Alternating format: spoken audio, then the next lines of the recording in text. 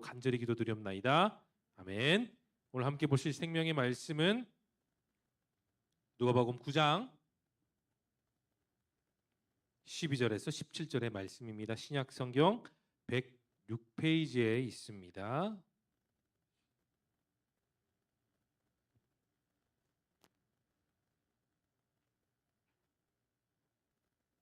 누가복음 9장 12절에서 14절의 말씀 자막을 열어주세요. 자막을 보셔도 되고 여러분 핸드폰이나 성경책을 보셔도 되겠습니다. 12절부터 17절의 말씀을 저와 여러분이 한 절씩 교독하시고 마지막은 함께 읽겠습니다. 날이 저물어 가매 12 사도가 나와 여짜오되 무리를 보내어 두루 마을과 촌으로 가서 유하며 먹을 것을 얻게 하소서. 우리가 있는 여기는 빈들이니이다.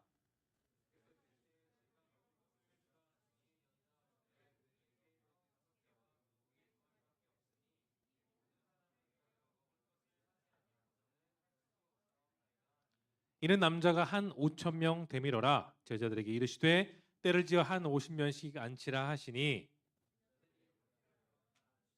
예수께서 떡 5개와 물고기 2마리를 가지사 하늘을 우러러 축사하시고 떼어 제자들에게 주어 무리에게 나누어 주게 하시니 함께 읽겠습니다.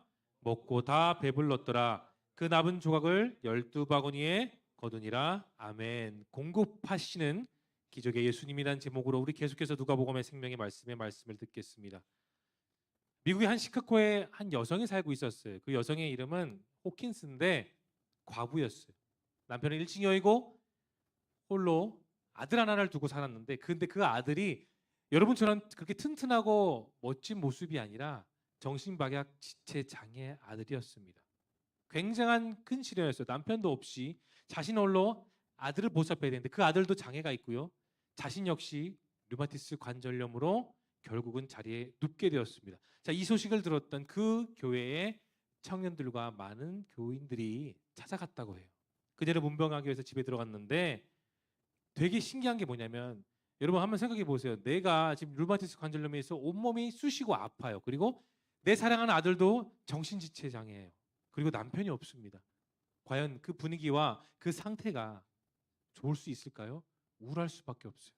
그게 정답인데 이상하게 이 호킨스 여사는 전혀 우울하지 않았다고 해요. 그들 중에 한 명이 교인이 이런 말을 합니다. 부인과 아드님께서는 앞으로 어떻게 살아갈 것 같습니까? 그런 질문에 그녀는 이렇게 대답해요. 주님이 지금처럼 돌봐주실 것입니다. 라고 평상시처럼 조용하지만 확신 있는 말로 그렇게 대답했다고 해요. 그리고 시간이 지났습니다. 그녀가 나이가 들어 죽었어요. 많은 사람들은 과연 그녀의 아들, 정신지체 장애를 갖고 있는 그 아들은 과연 어떻게 살고 있을까 궁금해서 한번 찾아갔다고 합니다. 그녀의 친구들과 이웃 사람들이 장례식 후 집을 찾아갔어요. 그런데 그 아들이 자신이 지금까지 모았던 우표를 보여주었어요. 그 우표는 그 호킨스의 어머니가 아들에게 계속해서 주었던 편지였고 우표만 그 아들이 떼어서 모아두었다고 해요.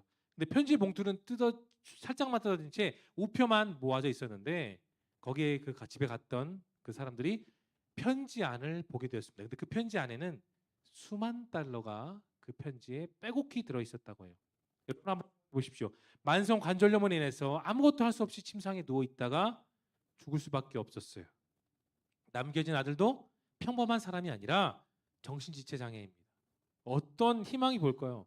우리가 봤을 때는 이 집안을 보면 아무런 희망이 보이지 않아 보입니다. 그러나 하나님은 그 가정을 공급해 주셨어요. 믿음의 손길을 통해 그를 돕는 기적을 그 가정에게 베풀어 주신 겁니다.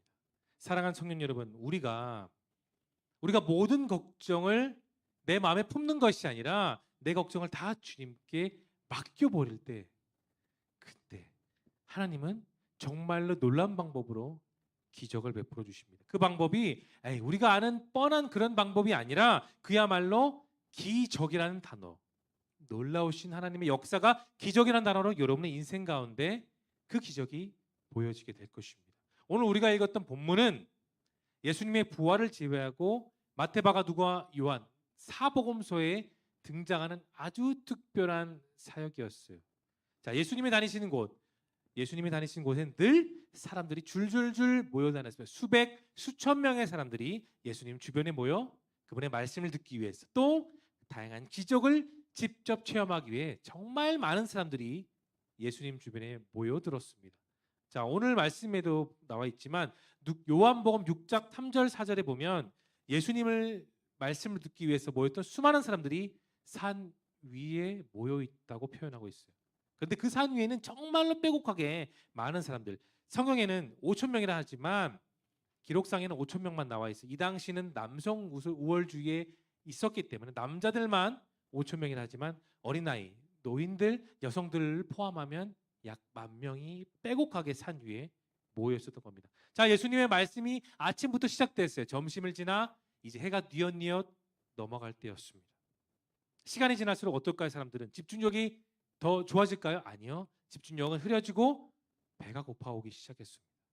더불어 지친 사람들도 주변에 참 많았어요. 제자들 역시 똑같이 지쳐있고 쉬고 싶고 배고픈 상황은 마찬가지입니다. 근데 제자들이 주님께 나와 이런 말을 해요. 오늘 우리가 읽었던 누가복음 9장 12절을 여러분의 목소리로 한번 읽어보겠습니다. 시작.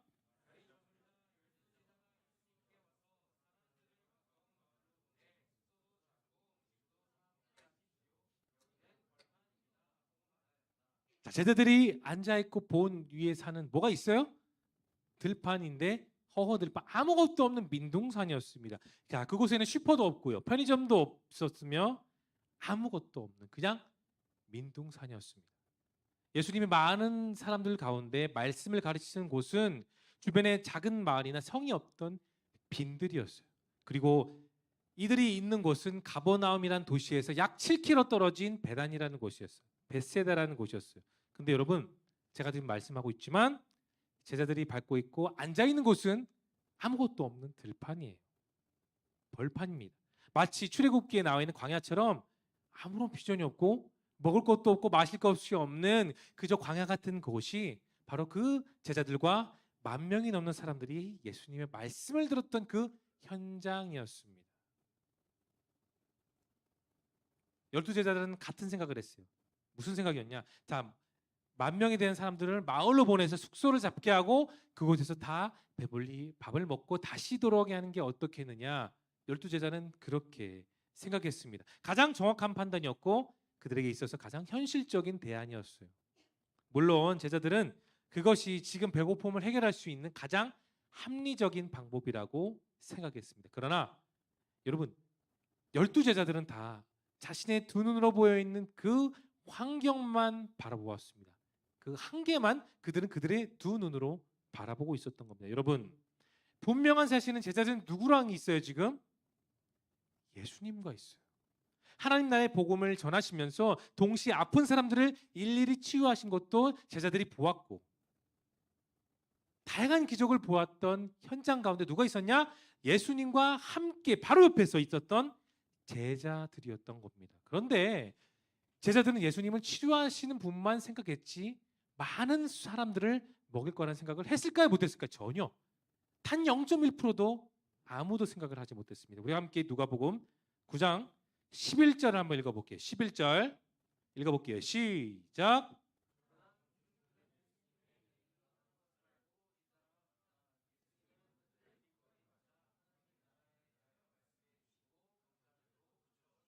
자, 예수님이 떠나가는 그 자리마다 많은 사람들이 왔어요. 근데 예수님은 배척했어요? 아니요. 뭐라 했지? 따라해볼까요? 기꺼이 맞았다. 기꺼이 맞았다는 말은 기쁜 마음으로 많은 사람들을 맞아주셨다. 그리고 하나님의 복음을 전해주시고 복음만 전하는 것이 아니에요. 아픈 사람을 치유하시고 병자를 치유하시고 못 본 사람을 보게 하시고 앉은뱅이를 일으켜 세워주신 기적을 그들에게도 선사하셨다는 겁니다. 바로 그 현장에 12명의 제자들이 같이 있었어요. 아픈 사람들이 깨끗하게 치유되는 거, 앉은 사람이 일어나게 되는 거, 앞을 못 봤던 사람이 보게 되는 것을 누가 봤냐? 바로 12제자가 바로 눈앞에서 그들이 직접 보았던 겁니다. 여러분, 제자들이 마을로 내려가서 그곳에서 많은 음식을 사 먹는 방법을 말씀드리기보다 뭘 해야 되냐면 예수님 도와주세요가 더 현명했던 방법 아닐까요? 주님이 기적을 보여주셨으니까 그 현장에 그들이 있었기 때문에 그렇다면 가장 합리적이고 가장 확실하고 가장 배부르고 가장 편하게 먹을 수 있는 방법은 바로 예수님께 있었던 것을 제자들은 고백했어야 됐지만 어느 누구도 그런 말을 하지 못했다는 겁니다. 여러분, 구한다는 것은 제자들뿐만이 아니라 성경에서뿐만이 아니라 저와 여러분에게도 아주 큰 의미를 지녀요. 하나님이 희망 가운데서 우리를 건지십니다. 그런데 왜 나는 무턱대고 희망이 없다라는 것부터 단정짓고 여러분 인생을 갖고 있을까요? 희망을 주시고 기적을 베푸신 현장이 성경 속에만 있는 것이 아니라 우리 현장, 내 삶 가운데서 일어나는 것이 분명한데도 우리는 왜 내 현장만이 아니라 내 삶을 바라보는 것이 아니라 내 주변만을 바라볼까요? 그것은 내 스스로가 내 인생을 변화시킬 수 없다는 그 마음이 너무나도 크기 때문입니다. 내가 해결해야 되는 문제와 염려와 고민들이 나보다 너무나도 강하고 내 능력 범위라고 단정짓기 때문에 나는 자꾸 움츠러드는 거예요. 계속해서 움츠러들고 겉으로는 웃고 있지만 내 마음은 계속해서 움츠러들고 있는 겁니다. 문제는 꼬여있기 때문에 내가 스스로 풀 수가 없는 매듭진 문제가 내 인생에 많기 때문이에요. 티를 내지 않으려고 애쓸 뿐이지 저를 포함해 여러분 모두가 다 인생에 꼬여진 문제는 다 있습니다. 작건 크건 다 있어요. 여러분, 이거를 변화시키려면 무엇이 필요할까요? 내 능력이 필요할까요? 아니요. 기적이 필요합니다. 따라해볼까요? 기적이, 더 크게 기적이 내 삶 가운데 필요하다. 맞습니다. 그런데 여러분, 내가 느끼는 것만큼 희망이 없는 것은 아니에요. 내 인생을 태어나기 전부터, 여러분 각자가 태어나기 전부터 예수님은 붙잡아 주셨습니다. 지금까지 하나님 돌봐 여러분과 제가 어떤 능력이 있어서 아니면 가진 게 있어서 잘 살아온 게 아니라 저와 여러분이 태어나기 전부터 예수님은 그렇게 우리를 돌봐 주셨던 거예요. 기적이란 내가 그분과 함께하고 있음을 입술로 고백하고 믿는 데서부터 그 기적은 시작돼요. 사도들이 폭풍 가운데서 두려워하고 있을 때, 광풍이 일어났을 때 주님 저희를 살려주십시오. 곧 우리가 죽겠습니다. 설교 들었잖아요. 그랬을 때 주님은 일어나셨어요. 그리고 배 뒤에서 배 앞으로 나아가 딱 한마디 하셨습니다. 광풍아 잠잠하라. 근데 광풍아 잠잠하라 했을 때, 광풍은 완전히 사라졌을 때 제자들이 무슨 말했죠? 주님 참으로 감사합니다. 이제 우리가 바다로 잘 건너갈 수 있을 것 같아요. 주님 감사해요. 그 말했어요? 아니요. 이가 도대체 누구인데 이런 기적을 베푸냐 하고 웅성거리고 두려워했을 뿐이지 감사의 마음이 없었던 겁니다. 사랑하는 청년 여러분, 기적은 하나님이 가장 아끼시는 사람들을 구하기 위해서 나의 무능력을 보여주시는 게 기적이에요. 내가 할 수 없다. 내 인생 내 뜻대로 할 수 없다. 그렇기 때문에 나는 나의 하나님의 능력을 통해 살아가야 된다는 것을 하나님이 보여주시기 위해서 우리를 인생의 코너로 계속 몰아세우시는 겁니다. 그래서 이해되지 않는 상황, 이해되지 않는 관계, 이해되지 않는 말, 이해되지 않는 어려움들이 우리 인생 가운데 보여져. 정말 왜 내가 지금 이렇게 어려워야 되지? 왜 내가 이런 상황을 맞이해야 되지? 그런 의문이 드는 겁니다. 여러분, 그럼에도 불구하고 우리는 우리의 삶을 하나님이 이끌어 가십니다. 성경에 나오는 기적 사건 속에 청중들은 우와 멋있다 이런 감탄사를 들려주기 위해서 하나님이 성경에 기적을 넣으신 것이 결코 아니에요. 야 멋지다 훌륭하네. 근데 나와 뭔 상관이지? 그런 의문점을 주기 위해서 하나님이 성경 말씀에 기적을 넣으신 것이 아니라는 겁니다. 기적을 넣으신 이유는 우리 모두에게 하나님의 사랑을 직접 보여주시고 직접 경험케 하시기 위해 하나님은 구약에서 기록하시고 신약에서 자신의 아들을 통해 기적을 직접 사람들에게 보여주신 거예요. 그 기록 중에 결정적인 사건이 바로 우리가 잘 아는 오병이어 사건, 오늘 본문의 말씀입니다. 제자들의 질문에 주님은 조금 생뚱맞게 이런 답변을 하세요. 자, 13절 본문을 열어볼까요? 13절의 본문을 여러분이 읽어보겠습니다. 시작.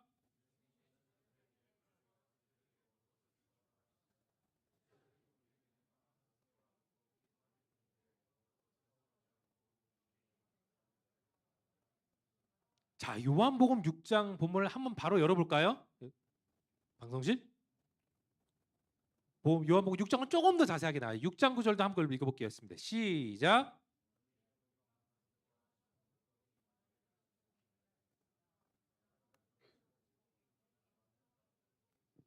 이 요한복음에서 말했던 사람이 누구냐? 안드레라는 제자였어요. 근데 안드레가 똑똑했기 때문에 너희가 먹을 것을 주라 했을 때 안드레는 눈을 돌려서 10,000명의 사람들을 살펴보기 시작했어요. 근데 그 중에 한 아이가 때마침 배고파서 도시락을 들고 있었던 상황에 안드레는 그 손을 잡고 예수님께 다 왔어요. 그리고 이 도시락이 있습니다. 여러분 한번 생각해 보십시오.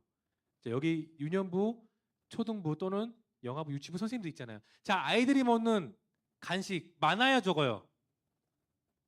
적죠. 아이들이 먹을 수 있는 양이 있어요. 그러면 오늘 본문에 나와 있는 이 작은 아이가 갖고 있는 도시락, 자, 보리떡 5개, 물고기 2마리잖아요. 자, 크게 클까요? 작을까요? 작을 수밖에 없어요. 어린아이가 먹어야 되는 작은 도시락이기 때문입니다. 여러분, 보여지는 것은 작아요. 에이, 이거 갖고 되겠어? 이거 갖고 어떻게 나머지 9,990명이 밥을 먹을 수 있겠어? 당연한 거예요. 안드레가 말했던 것은 우리와 똑같은 생각이에요. 예수님, 이 오병이어의 작은 도시락에 있는 빵 5개, 물고기 2마리 갖고 나머지가 어떻게 먹겠습니까? 맞는 말이에요. 틀린 말은 아니에요. 제자들이 바라볼 수 있는 현실적인 이성적인 대답은 맞습니다. 맞아요. 그들의 상황에서 보면 먹을 수 없다는 것이 그들의 정답은 맞습니다. 작은 도시락 따위로는 불가능했어. 그거로선 어른들은 다 먹을 수 없다는 생각이 그들의 믿음의 시야를 완전히 가려버린 겁니다. 지금 그들의 앞에 누가 있어요? 예수님이 있어요. 그런데도 그들은 이 도시락, 작은 도시락에만 집중했지 그 도시락 옆에 있는 예수님을 전혀 생각하지 못했던 겁니다. 사랑하는 청년 여러분, 하나님께서는 우리를 좌절케 하는 두려움의 환경 가운데서 모두가 다 극복할 수 있도록 은혜를 반드시 주십니다.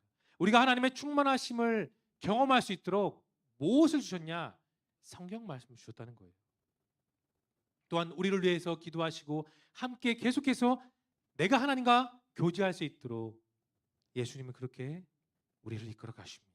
우리를 위해 간구하시고 인도하시고 가르치시는 성령님께서 하나님이 우리의 모든 필요를 채워주신다는 것을 확신하기 위해 우리로 하여금 예배 자리로 오게 하신 겁니다. 내가 계속 설교할 때 말하잖아요. 여러분 왜 이 자리에 왔습니까? 일요일날 쉬고 싶지 않아요? 친구들 만나고 싶고 데이트하고 싶고 나가서 놀고 싶거나 아니면 푹 자고 싶잖아요. 여러분 직장인이니까 월요일 내일 출근해야 되잖아요. 저는 쉬지만 아무튼 여러분들에게 있어서 주일은 솔직히 쉬고 싶은 날인 건 맞아요. 그런데도 여러분이 왜 이 자리에 왔습니까? 그리고 내가 왜 헌금을 드리고 있습니까? 그 헌금 갖고 남자친구 여자친구 만나도 더 맛있는 거 사 먹을 수 있는데 왜 헌금을 드리고 왜 여러분이 자신의 시간을 들여 이 자리에 왔을까요? 여러분 마음에 갈급함이 있기 때문입니다. 믿으십니까? 여러분의 갈급함이 있기 때문에 이 자리에 온 거야. 갈급함이 없으면 왜 내가 예배 드려요? 더 큰 교회 가서 예배 드리거나 나가서 놀거나 그렇겠죠. 그런데도 불구하고 여러분이 마음을 들여 이 자리에 온 것은 여러분 안에 갈급함. 무슨 갈급함? 주님의 은혜를 경험하기 위한 갈급함이 있기 때문에 여러분이 이 자리에 온 것입니다. 저는 여러분의 마음이 너무나도 감사해요. 엎드려 절하고 싶어요, 내가. 왜냐? 여러분의 마음을 제가 조금은 알 수 있기 때문입니다.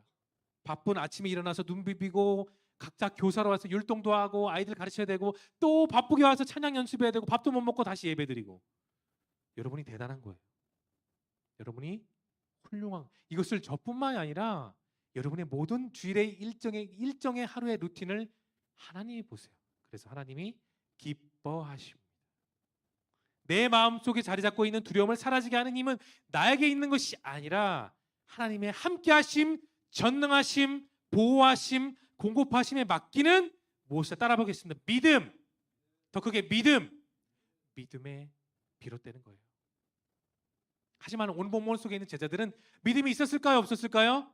0.1%도 겨자씨만한 믿음이 조금도 없었어요. 하나님의 말씀을 하루 종일 들었습니다. 기적의 현장에서 기적을 다 봤던 인간들이 그 12명의 인간들이에요. 그런데 작은 아이의 도시락만 보고 못 먹어요. 하나님, 주님 어떻게 합니까? 우리 나가서 마을로 내려가서 밥을 사 먹을 것밖에 없습니다. 라고 말했던 인간들이 누구냐? 12제자들이었던 겁니다.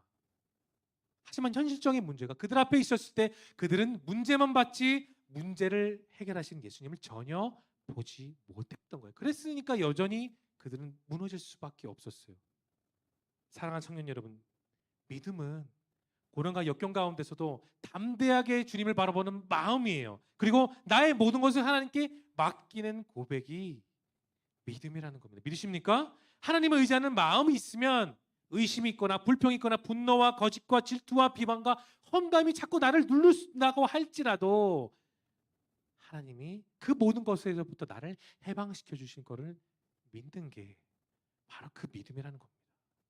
어떠한 희생이라도 따르겠다고 살겠다는 확신의 말, 하나님의 풍성함을 경험하기를 소망하는 말, 환경에 개의치 않고 하나님만 믿겠다고 고백하는 말, 위험 앞에서 거짓되지 않은 나의 진실을 고백하는 말, 하나님께 함께하심, 전능하심, 보호하심, 공급하심 내가 먼저 경험하고 누리고 실천하고 내가 그 누린 것을 다른 사람에게 나눌 수 있는 말, 우리를 괴롭히거나 해친 사람들을 저주하지 않고 용서하는 말, 우리가 어려움에 처했을 때 도와주신 그 하나님을, 내가 만난 하나님을, 내 어려움 속에 내 어려움을 해결해 주신 하나님을 전할 수 있는 말, 내가 체험한 그 예수님을 전할 수 있는 말, 그런 말들이 내 안에 가득할 수 있기를 예수님의 이름으로 축원합니다. 여러분 잘 알 거예요. 베데스다 연못에 38년이나 된 병자가 있었어요. 그런데 천사가 내려올 때 그 물이 들어가면 치유된다는 그런 사실이 전해지긴 했죠. 그런데 이 사람은 안진뱅이고 몸에 힘도 없어서 천사가 내려올 때 들어가고 싶었지만 아무도 도와주는 사람이 없었어요. 어느 날 그 베데스다 연못에 누가 왔을까요? 예수님이 오셨어요. 그리고 예수님은 이 병자를 보셨죠. 딱 한마디 하셨어요. 예수님은 일어나 내 자리를 들고 걸어가라. 말씀이 끝나자마자 그 사람은 38년 만에 다리에 힘이 생기고 허리에 힘이 생기고 몸에 기운이 생겨 자신의 자리를 정리하고 일어나 어떻게 갔을까요? 뜀뛰어 춤추며 걸어갔습니다. 여러분 계속해서 우리가 설교 들었던 것 같아. 자, 지난주 설교 회당장 야이로가 딸이 죽었을 때 예수님이 뭐라 말했죠? 소녀가 자고 있다. 모든 사람들은 다 비웃었죠. 근데 예수님이 그 누워있는 소녀의 손을 딱 잡으면 뭐라 했죠? 일어나라. 그 소녀는 눈을 뜨고 영혼이 돌아와 다시 아버지 품에 안겨 기쁨을 누리게 되었습니다. 여러분, 여러분이 잘 아는 베다니에 사는 나사로가 죽게 되었을 때 무덤 앞에서 무덤에 돌을 치우라고 하고 예수님이 말했죠. 나사로야 걸어서 나오거라 했을 때 나사로가 어떻게 나왔습니까? 완전히 변화된 모습으로 나왔어요. 그랬으면 더 멋있겠죠. 근데 예수님은 그렇게 하지 않으셨어요. 붕대가 감겨져 있는 미라 같은 모습의 나사로를 나오게 하셨어요. 그리고 사람들로 하여금 붕대를 풀게 했죠. 어땠습니까? 몸이 완전히 치유된, 깨끗하게 치유된 나사로의 모습을 주변 사람들이 보게 하셨다는 겁니다. 여러분, 기적은 그런 거예요. 두 눈으로 직접 보고 두 눈으로 확신하고 두 눈으로 믿게 하는 기적을 예수님은 보여주십니다. 그런데 성경에만 있지 않아요. 우리와 여러분 삶의 가운데서도 그 기적은 반드시 일어나게 됩니다. 작년이었습니다. 제가 제 일화를 소개할게요. 이전 교회에서 사역했을 때였어요. 저희 아내가 학교에서 일하다가 코로나를 걸렸어요. 그래서 저는 사역을 해야 되기 때문에 아내는 사택했고 저는 교회 다른 구석에서 격리를 하고 있었습니다. 토요일 날에 결혼식이라 이제 막 준비하고 교회 차를 몰고 가려고 하는 시동하는 도중에 제 아내로부터 전화가 왔어요. 근데 아내인 줄 알았는데 병원의 한 원장님, 잘 아는 원장님이 전화가 온 겁니다. 무슨 일인가 싶어서 전화를 받았는데 지금 아내분의 상태가 너무 안 좋으니까 빨리 오셔야 되겠습니다를 했어요. 그래서 제가 옆에 있는 부목사님한테 사정을 얘기하고 바로 병원으로 갔어요. 병원에 누워있는 아내의 모습을 보니까 처음 본 모습이었어요. 식은땀이 온몸에 흐르고 온몸은 하얗고 창백하고 혈압이 재지 않은 저혈압 상태, 쇼크 상태가 다가오기 시작했습니다. 그래서 앰뷸런스를 불렀어요. 작은 병원이었기 때문에. 그리고 아내가 탄 앰뷸런스에 손을 잡고 계속 가면서 저는 이렇게 기도했어요. 하나님, 당신의 소중한 딸을 붙들어 주시옵소서. 인생의 큰 위기가 지금 저희들에게 있습니다.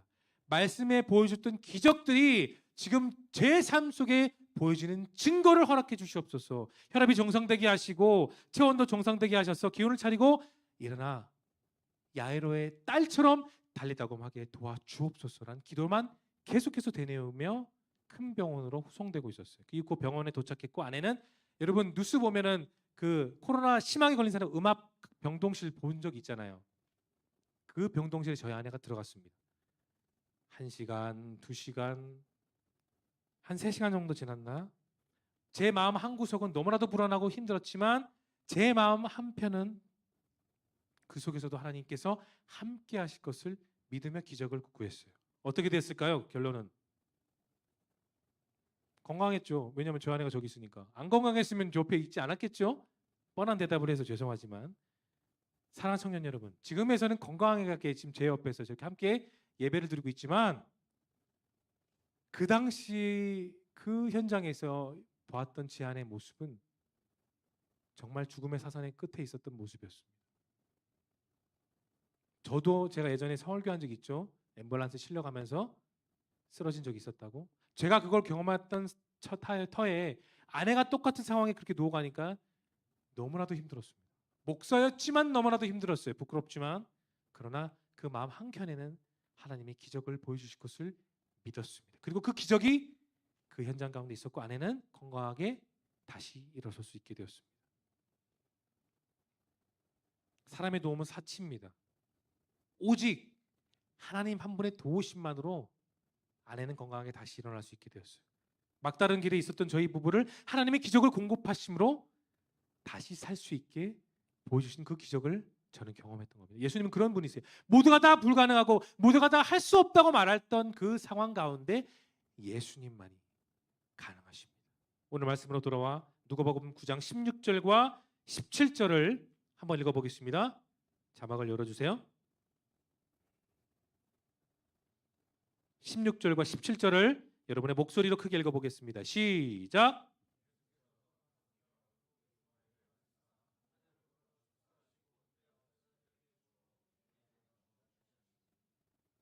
17절도요.